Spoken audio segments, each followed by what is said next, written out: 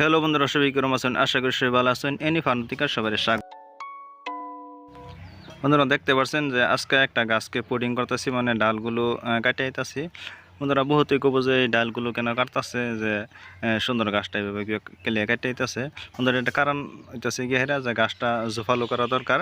যদি এভাবে পুডিং না করুন তো গাছ দেখবেন লকলহায়া হুরমি খালি বাড়বো, চিকুন ডালপালা আসবো কিন্তু ফল আসবো না। তাই মানে এই গাছটাকে আমি সুন্দরভাবে পুডিং করে দিতেছি। দেখতে পাচ্ছেন সমস্ত ডালগুলো এভাবে এক সমানভাবে কেটে দিতেছি। যদি গাছকে জোফালো করতে চান বা গাছের মধ্যে দ্রুত ফল আনতে চান তাহলে গাছকে এইভাবে পুডিং করে দিবেন। যেভাবে আমি কাটতেছি দেখতে পাচ্ছেন সমস্ত গাছের ডালগুলি মানে এক সমান করে এইভাবে কেটে দিতেছি। দেখতে পাচ্ছেন এখন ডাল কাটা শেষ। এই গাছটা আমি কিছুদিন আগেও পুডিং করছিলাম, তাই একটু জোফালো হয়েছে। আর আবার দেখতেছি যে ডালগুলো মানে লকলহায় খালি বাড়তেছে, কোনো ফল আসতেছে না, খালি লম্বা হইতেছে। চিকন ডালপালা দেখতে পাচ্ছেন সবটির মাথা এইভাবে কেটে দিয়েছি। মানে যদি গাছের মধ্যে দ্রুত ফল আনতে চান বা গাছকে জোফালো করতে চান তাহলে এইভাবে পুডিং করে দিবেন।